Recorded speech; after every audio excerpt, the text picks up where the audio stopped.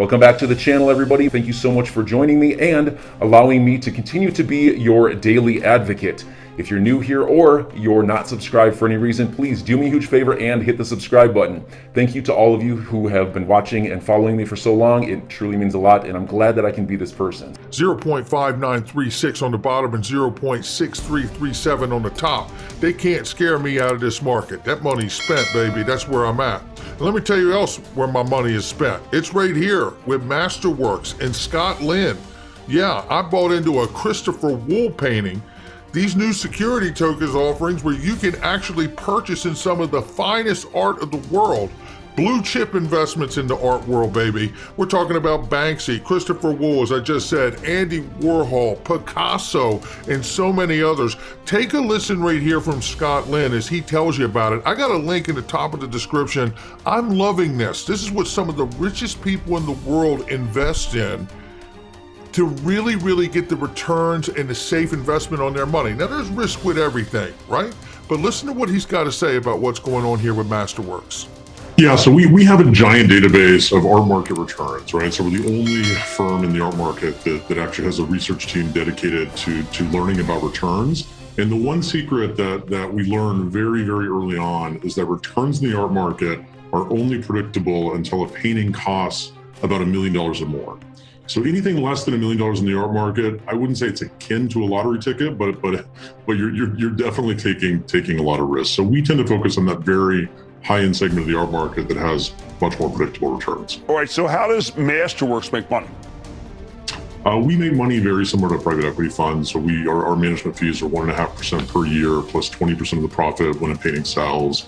We tell people to think of these as 3 to 10 year illiquid investments, expect to hold the investment for a long time. We do have a secondary market now, so people are trading shares in these paintings just like you would trade shares in a company. But in general, they're longer term investments. Do the shares go up with the appreciation, say, of another painting that's not in your portfolio? Yeah, so that's the exact right way to think about it. And a lot of people don't understand this about the art market. They tend to think of it as this very opaque industry, but really half of the art market, $60 billion a year in transaction volume, half of that trades at public auction. So you have a huge data set of paintings that are bought and sold all around the world to really understand how prices are trending, very much like real estate. So a comparable in our market would be, a similar Picasso that's selling that then informs the value of the current investment the investor has. All right, so. Well, let me tell you something. This is, first of all, a very liquid market, $60 billion market. And just the way he equated it to a similar painting of Picasso selling for a certain, really kind of touches to the comparable of what the artwork may be that's held within Masterworks. I tell you something, and they also have a secondary market that you can trade these between the security token holders, and it's $20 a token to participate in this thing.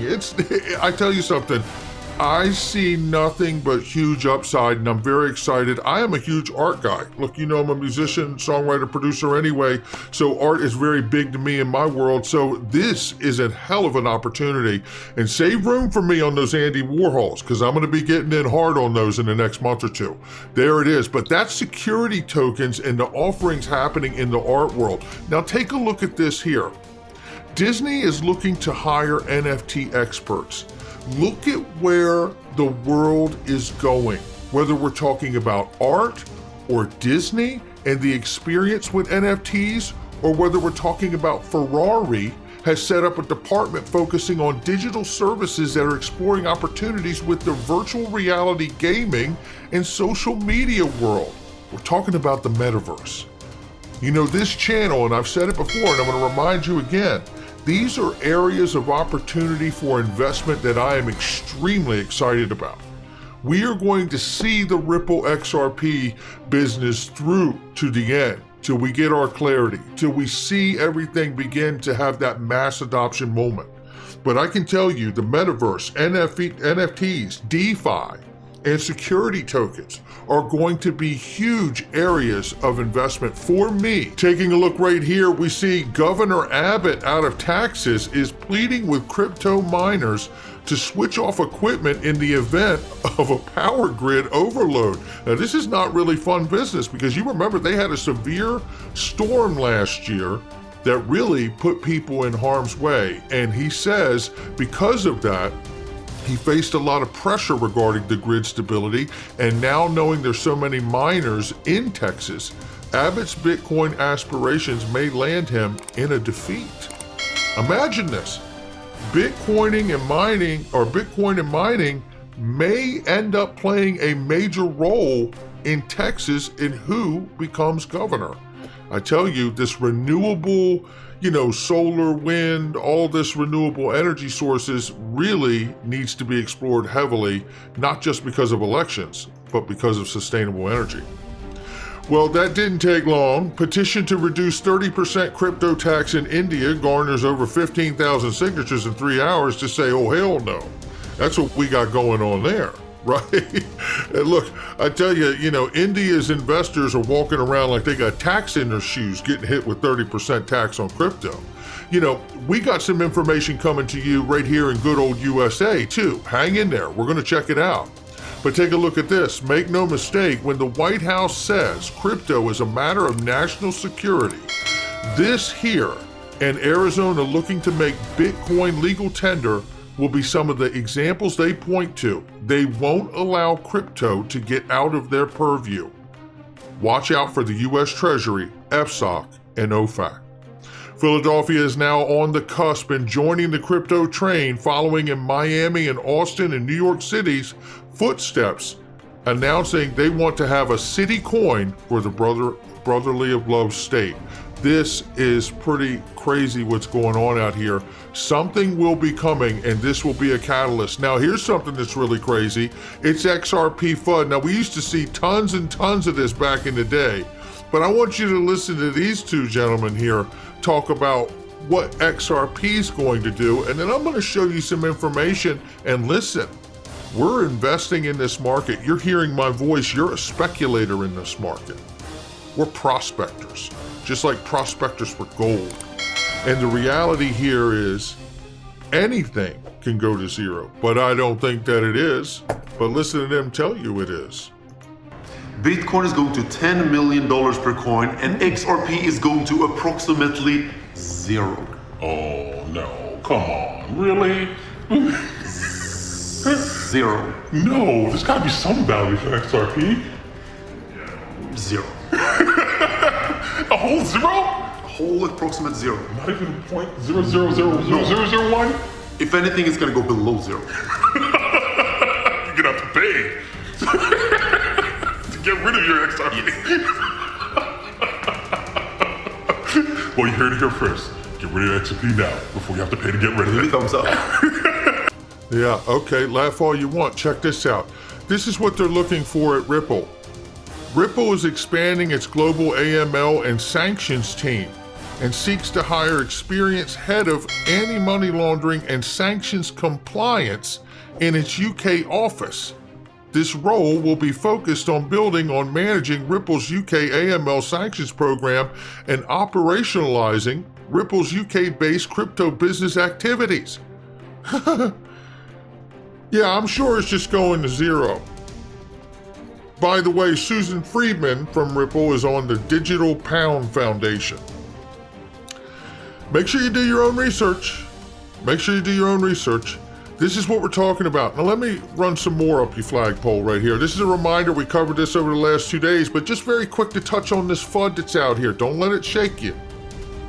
Or maybe you do. But Ripple's partner, Modular, is offering payment services to Swift, SEPA, Bax, Chaps. You get it. And a direct connection to the Bank of England. Right here, says Ripple Cindy Young, the head of RippleNet in Europe.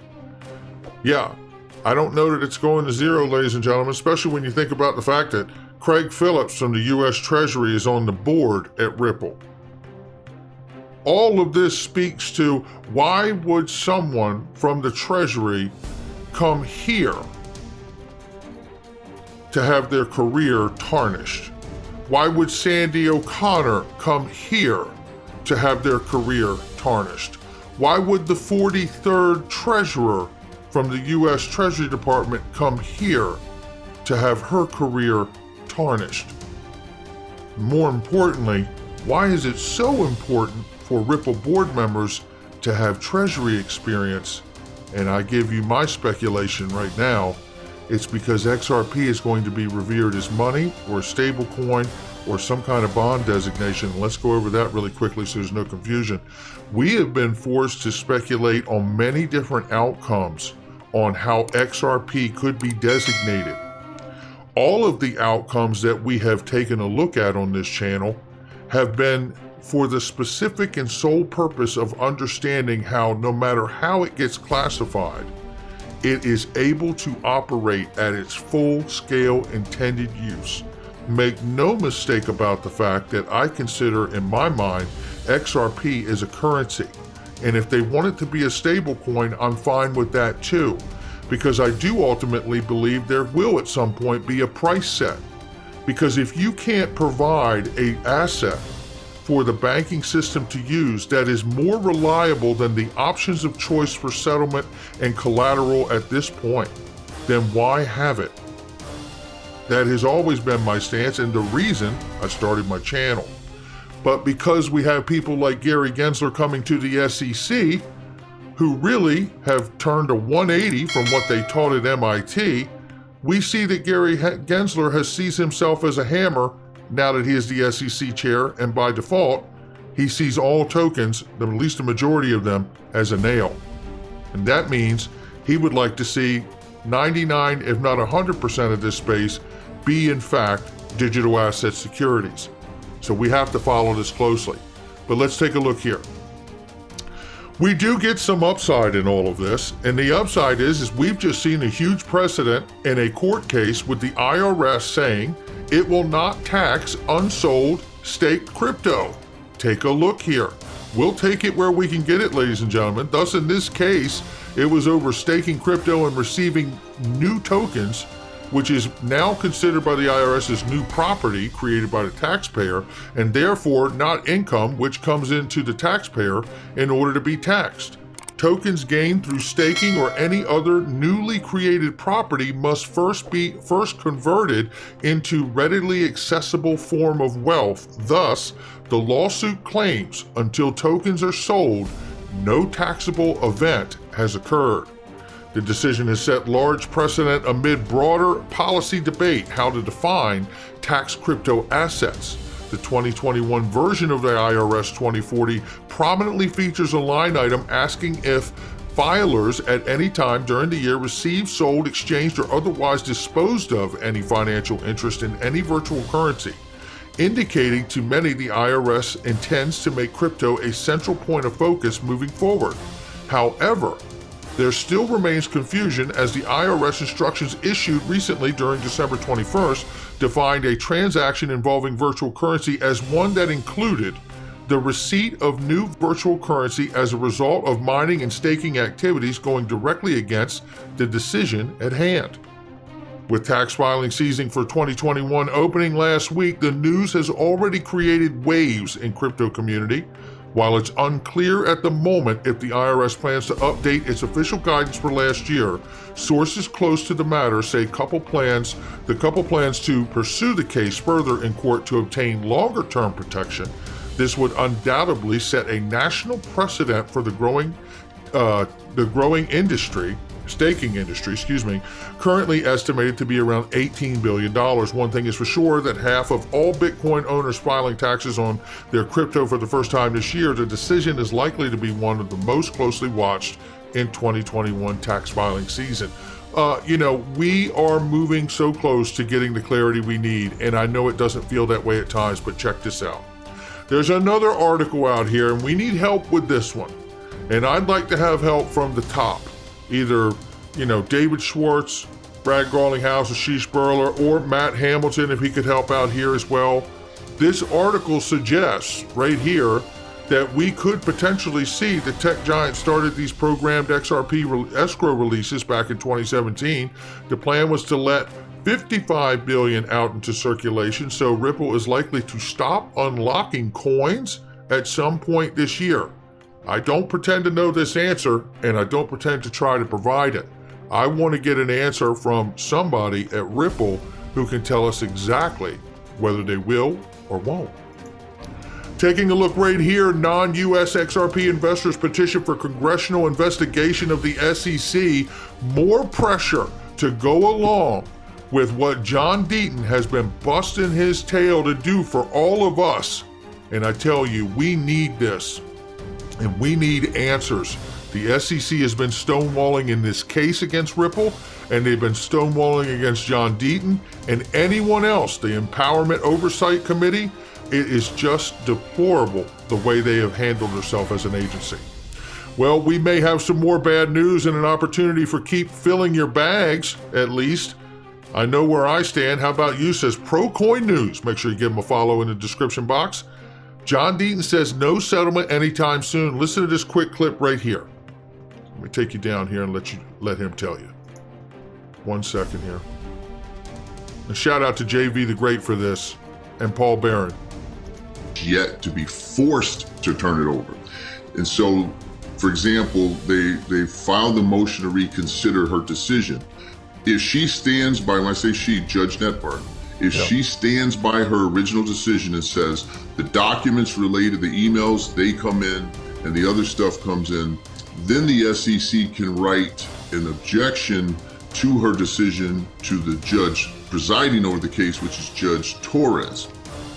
And then Judge Torres would then it would take at least another month before she probably would rule, and she's either going to overrule Judge Netburn or she would agree with her.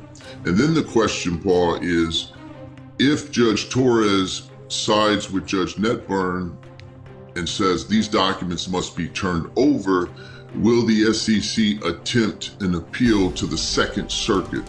So I wish I could come on here and say that, there's going to be any more delays, but I can't. If the SEC fights that hard, if after Judge Torres, assuming she does, rules that these documents must be turned over to Ripple, and the SEC still refuses, you could see a settlement again within 90 days, but that 90 days is from the time they must turn it over. Right. If the judge, and the way this would happen is the judge would say, you have 30 days to turn over the documents, and if you don't, then the case will be dismissed. That's what I think you were looking for. A lot of people were asking, well, what's the mechanism of when would the judge throw this out? If the SEC refuses to comply with her orders, she could dismiss the case with prejudice against the SEC. And there you have it. So we have to pay very close attention to what's happening here, ladies and gentlemen. Thank you to John Deaton and Paul Barron for a great interview there. This is a reminder right here. I want to ask this question again. First of all, if you did not see my 2 videos from yesterday about the information here from the World Bank report from November 2021 that claims, or not claims, but they call, in fact, in the report, XRP and XLM stablecoins for cross-border payment. Now, a stablecoin designation would be very, very important to us because I don't believe that the coins would be worth $1. I believe they could be pegged to any amount of value that collateral and the utility and liquidity that are moving across the network to represent that value of the asset and the protocol itself. Remember, the value is in the protocol, ladies and gentlemen. And the big question here that I asked yesterday that I ask again today, as we are forced as early investors and prospectors in this digital asset space to take a look at whether XRP is a security, to take a look at whether XRP is a currency, to take a look at whether XRP could classify as a bearer bond instrument or a non-security note, which could become, in fact, a stable coin. The question we have to ask ourselves is, do we think that the World Bank's wrong? Because they say it's a stable coin. So enjoy your day, everybody. I'm always here for you. Leave any comments or questions below, and be sure to subscribe. But thanks, everybody. I really appreciate you. Enjoy your day, and I always have your back. So thanks so much, everybody.